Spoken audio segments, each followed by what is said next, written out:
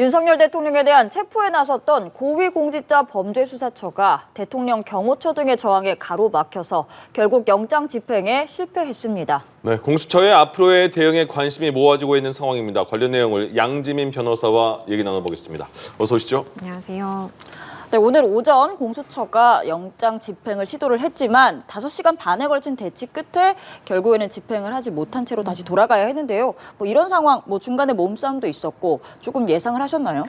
일단 영장 집행이 쉽지 않을 것이라는 것은 예측이 됐었습니다. 왜냐하면 본인 당사자라고 볼 수 있는 윤석열 대통령이 이 영장 집행에 대해서 굉장히 좀 반발하고 있던 상황이었기 때문에 아마도 경호처도 대통령이 이렇게 반발하는 상황에서 문을 쉽게 열어줄 수는 없었을 것으로 보입니다. 그래서 일견 대통령 경호처의 입장은 이해가 되는 부분이 있기는 하지만 그 반대편에서 서서 봤을 때 공수처의 영장 발부 라든지 영장 집행이 또 위법했다라고 볼 여지는 전혀 없거든요. 그렇기 때문에 적법하게 발부가 된 영장 집행에 대해서 이렇게 맞서는 모습은 국민들이 보기에는 굉장히 좀 보기 안 좋았다라고 볼 수밖에 없겠고요. 법적으로 짚어보더라도 적법한 영장 발부가 되었고 그러한 집행의 과정에 있는 것이었기 때문에 이것이 응하는 것이 사실 법적으로도 맞았다라고 판단이 됩니다. 네네. 이게 저지선이 그러니까 3중으로 되어 있다는 거였잖아요. 군, 경, 다음에 경호처인데 마지막 경호처에서 막힌 건데 경호처의 대응은 그럼 과연 적법한 것인가? 그리고 왜 그러냐면 경호처 입장에서는 법과 원칙에 따라 경호 대상자 경호 임무 한 거다. 오히려 공수처의 법적 책임 묻겠다. 이렇게 나오고 있거든요. 그러니까 공수처와 경호처가 지금 서로 본인들의 이러한 업무를 방해했다. 그러니까 공수처는 공무집행 방해를 경호처가 저질렀다라는 것이고 경호처는 우리가 경호법에 따라서 경호를 해야 되는 의무가 있는 것인데 이것을 공수처가 방해했기 때문에 우리의 업무 방해를 한 것이다라면서 맞서고 있는 그런 상황이에요. 그런데 일단 경호처의 입장은 이렇습니다. 대통령 경호법 에 따라서 경호처는 대통령의 지근거리에서 경호를 해야 되는 의무가 있는 것이고 그리고 이 군사 기밀 시설이라고 볼 수 있는 대통령실 주변이라든지 대통령 관저에 출입을 하고자 한다면 이것은 경호처에서 관리를 해야 되는 것이 맞기 때문에 우리의 허락 없이는 들어올 수가 없다라는 것이 경호처의 입장이었던 것이고요.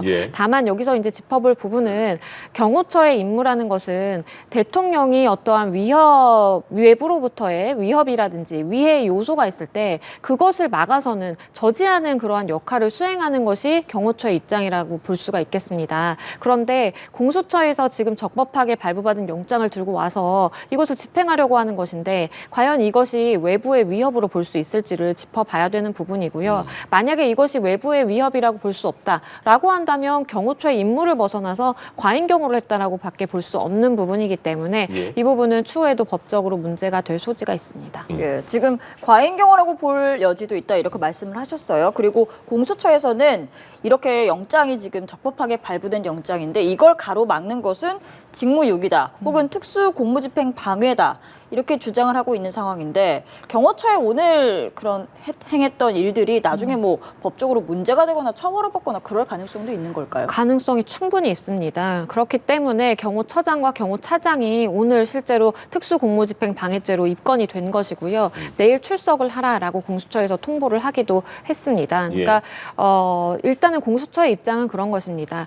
어쨌든 체포영장이 발부가 됐고 발부된 영장에 기해서 영장을 집행하는 것입니다. 그렇다면 이것에 이제 위법이 있다라고 볼 수는 없는 것이고 그러한 공무 집행을 경호처가 막아섰기 때문에 이것은 특수 공무집행 방해죄다라고 하는 것이고요. 공무집행 방해죄의 경우에는 폭행이나 협박을 수단으로 해서 공무집행을 방해하는 행위인데 폭행이나 협박이라는 것이 뭔가 적극적으로 누군가를 때린다라든지 물리력을 행사한다라든지 이런 것을 넘어서서 굉장히 법원에서는 의미를 넓게 해석을 하거든요. 그래서 단순히 경찰차 앞에서 들어 눕는다라든지 경찰차를 못 가게 손으로 이제 막아선다라든지 이런 것도 넓게 봤을 때 광의의 폭행에 속한다라고 합니다. 그래서 그러한 출입을 저지하기 위해서 막아서고 차벽으로 차벽을 치고 그리고 200여 명에 가까운 인원들이 팔짱을 낀 채로 이렇게 사람의 벽을 세웠다라고 하는 것은 사실상의 공무 집행을 불가능하게 하는 정도의 물리력을 행사했다라고 볼 여지가 있어서 이것은 추후에 특수공무집행 방해죄 성립을 할 가능성도 있습니다. 공주본이 박종준 경호처장 입건한 이후에 내일 출석하라 이렇게 말을 했잖아요. 출석할 가능성은 있을까요? 출석 가능성이 낮아 보입니다. 예. 왜냐하면 경호처장의 입장에서도 지금 뭐 6일이라는 영장 집행의 시한이 있기 때문에 뭐 오늘 실패했다고 하더라도 내일이나 모레 아니면 6일 언제든지 공수처에서는 영장을 들고 들어올 수 있는 상황입니다. 그런데 그런 상황에서 경호처장, 차장의 자리를 비운다라고 하는 것은 기존의 경호처가 고수했던 입장과는 맞지 않는 것이고요. 예. 그렇기 때문에 아마도 공수처에는 내일 출석할 수 없다라고 통보를 할 것인데요. 그러면 공수처 입장에서는 일단 출석을 통보했는데 출석에 불응했고 그리고 영장 재집행을 하려고 공수처가 들어갔는데 거기서 또다시 이 공무집행 방해 행위를 한다라는 것은요. 현행범 체포의 가능성을 더 높이는 길이다라고 보입니다. 예. 네. 윤석열 대통령에 대한 체포영장이 발부가 됐고 지금 유효 기간이 오는 6일 다음 주 월요일까지입니다. 이제 사흘밖에 남지 않은 상황인 건데 공수처가 오늘은 일단 불발이 됐는데 뭐 내일이나 모레나 주말 동안에 다시 시도할 가능성이 있다고 보시나요? 시도할 가능성이 있어 보입니다. 왜냐하면 공수처 입장에서는 물론 이 영장이 6일에 만료가 되면 그 이후에 연장을 해서 다시 발부받는 것도 가능하지만 그런다라고 한들 과연 그때는 잘 집행이 될 것인가라는 것을 담보할 수가 없습니다. 예. 그러면 계속해서 실패하는 영장 집행의 모습을 이렇게 온 국민에게 보여주는 건 역시도 결코 공수처 입장에선 좋지 않거든요. 예. 그렇기 때문에 아마도 이번에 첫 번째 발부받은 영장이 유효한 그 시일 내에 어떻게 해서든지 영장 집행을 성공하기 위해서 예. 노력을 할 것이고요. 그렇기 때문에 그 일환으로서 경호처장과 차장에 대한 입건도 이루어졌다라고 봅니다. 그래서 실제 입건이 됐다라는 것은 경호처장과 차장도 언제든지 또다시 동일 범죄를 저지르면 현행범 체포가 될 수 있다라는 것을 경고하는 의미로 해석이 됩니다. 그래서 예. 처장과 차장의 입장에서도 첫 번째 영장 집행에서 이렇게 막아서는 정도로 할 수 있을 것인지 아니면 입장 변화가 조금 있어서 공무집행 방해의 소지가 있을 만한 것을 철저하게 차단을 하고 갈 것인지 그 입장 변화가 좀 있을 수도 있겠다라고 보입니다. 예. 네, 지금 말씀하신 것처럼 조금 전에 이제 속보가 들어왔는데요. 공수처가 이렇게 밝혔습니다. 경호처의 경호가 계속되는 한, 지속되는 한 윤석열 대통령 체포영장 집행이 사실상 불가능하다 이렇게 밝혔고 경호처가 영장 집행에 응할 수 있도록 최상목 대통령 권한대행에 명령을 할 것을 요구할 예정이다 이렇게 밝혔습니다. 현장 상황을 고려하면 경호처 공무원들의 경호가 지속되는 한 영장 집행이 사실상 불가능한 상황이다 이렇게 결론을 내린 것으로 보이고 있고요.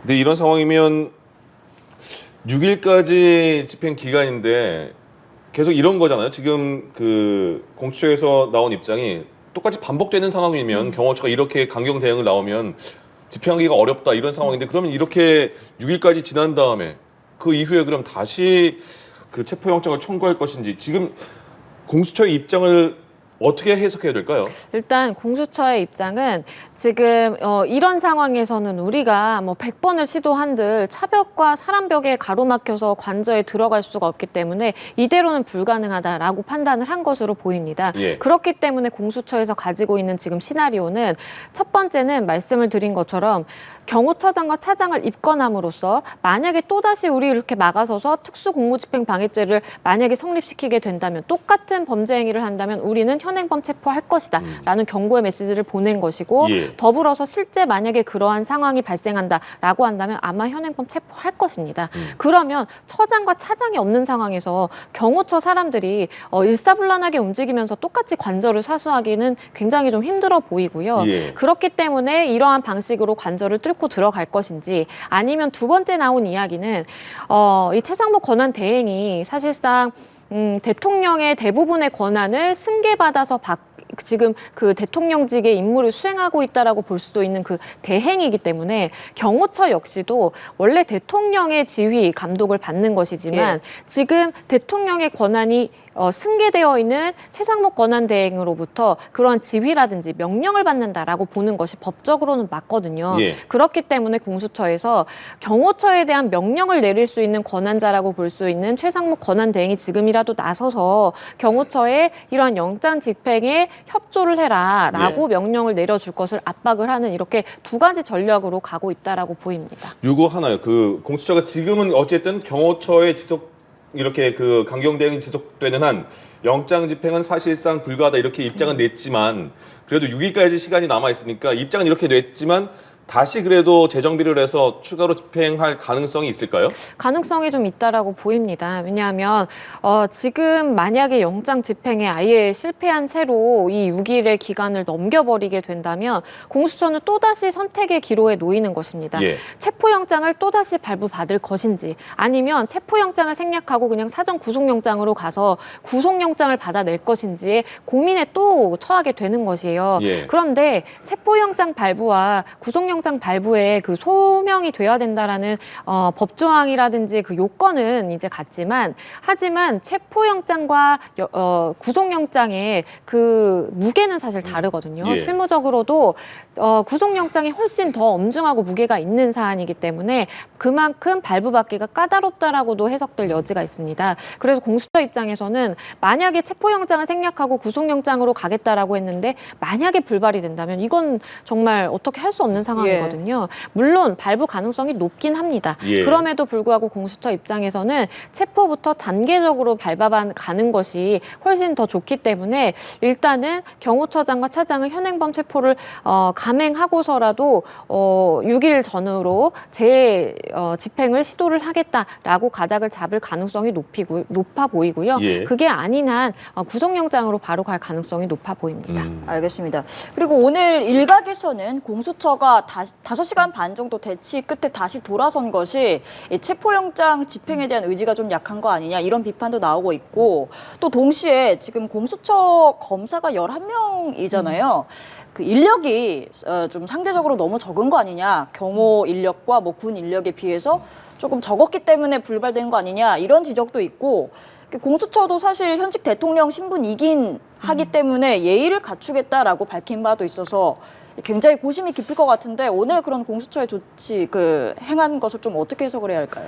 일단 공수처가 계산했던 인력보다 내부에 훨씬 많은 인력이 있었다라고 보입니다. 왜냐하면 공수처가 나중에 밝힌 입장에 따르더라도 본인들은 100명의 인원으로 추산하고 들어갔으면 이건 충분하다라고 아마 생각을 했던 것 같아요. 예. 그렇기 때문에 1차 저지선과 2차 저지선을 뚫고 들어갔고 관저 앞에서 100명이면 충분하겠지. 그중에 3명의 검사만이 문 앞에 가서 실질적으로 문 앞을 뚫고 들어갈 수 있을 것이라고 생각을 했던 것 같아요. 그런데 그것은 예상과 달랐죠. 그러니까 200명 가까운 사람이 그것도 차벽 뒤에서 차로 아예 막아선 그 뒤에 버티고 있던 그런 상황이었기 때문에 이것이 물론 5시간 정도 되는 그런 시간 동안 대치가 되고 결국 그 안에까지 들어가기는 했지만 기간이 길어진들 뭐 밤이 된들 그 200명의 인원을 다 뚫고 들어가는 것은 불가능하다라고 판단을 했을 가능성이 높겠고요. 예. 그것을 돌려서 말하자면 아마도 다음에 재집행이 있을 때에는 인력을 더 충원할 가능성도 있겠다라고 보입니다. 예. 공수처의 인원이 부족하다라고 한다면 공조본을 꾸리고 있는 경찰 인력에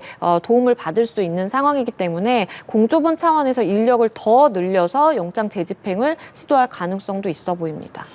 인력을 더 공조본에서 충원을 한다면 지금 나온 보도를 보면 경호처 인력은 200명 정도 되고 공조본 한 100명 정도 들어갔다는 거잖아요. 그러니까 2분의 1 차인데 인력을 더 충원하면 무력 충돌이 있을 가능성도 예상이 되고 있는 것 같아요. 그렇죠. 그렇기 때문에 저는 그 부분은 좀 우려스럽다라고 보입니다. 왜냐하면 지금 강대강으로 흐르는 상황으로밖에 볼 수 없거든요. 그쪽에서 200명이 있었으니까 우리는 더 많은 인원을 출력해가지고 그거를 마치 이제 무력으로 대결을 하듯이 이렇게 대치하는 그런 양상으로 가면 절대 안 되겠다라는 좀 생각이 들고요. 예. 물론 그 앞에서 진치고 있던 그러한 시민들, 집회 인파의 피해를 줄이는 것도 굉장히 중요하지만 그 안에는 경호처 인력과 그리고 경호처의 지휘 감독을 받는 그 군 기동대 경비대도 있습니다. 예. 그렇기 때문에 그 관련된 인원에 대한 피해가 발생해서는 또 역시 안 되는 것이거든요. 네. 만약에 무력 충돌이 있다라고 한다면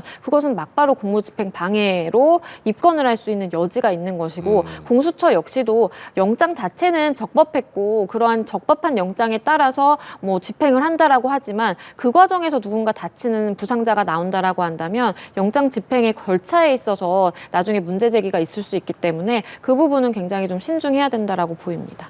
알겠습니다. 공수처는 오늘은 일단 체포영장 집행이 불발이 됐고 향후에 어떤 조치를 취할지는 검토를 해보겠다 이렇게 밝힌 상황인데 말씀하신 것처럼 이제 주말 사이에 또다시 영장 재집행 재시도를 할 가능성이 있지만 만약에 이마저 이제 불발이 될 가능성도 없진 않은 상황인 거잖아요.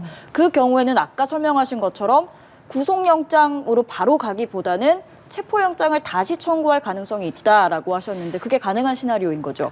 일단은 두 가지의 시나리오가 있는 것입니다. 그러니까 이번에 만약에 6일이라는 시한을 넘기게 되면 그러면 이 기간을 더 연장해서 체포영장을 더 재발부 받아서 체포로 갈 것이냐 아니면 체포는 우리가 현실적으로 좀 어렵겠다. 그러면 더 무게가 있는 구속영장을 발부받아서 구속영장을 가지고 이제 집행을 할 것인가 이 두 갈래의 갈림길이 있는 것이고요. 예. 그런데 구속영장으로 막바로 갈 가능성도 있는 것이 보통은 체포영장을 재발부 받는다라고 해서 어떠한 사정 변경이 있어서 우리가 체포에 있어서 더 유리해졌다라고 판단이 된다면 체포를 다시금 시도를 해보겠지만 그게 아닌 상황이라고 한다면 아예 구속영장을 발부받아서 왜냐하면 지금 윤석열 대통령이 수사에 전혀 응하지 않고 있고 물론 뭐 도주의 우려는 없어 보입니다. 뭐 예. 관저에 머물고 있는 것이 명확하고 뭐 어디 이동하는 것도 사실 쉽지 않으니까요. 그럼에도 불구하고 이렇게 수사에 응하지 않고 있다라는 것은 증거인멸의 우려가 높다. 라고 판단될 여지가 있는 것이거든요. 예. 그렇기 때문에 구속영장을 발부받는다라고 가정을 하게 된다면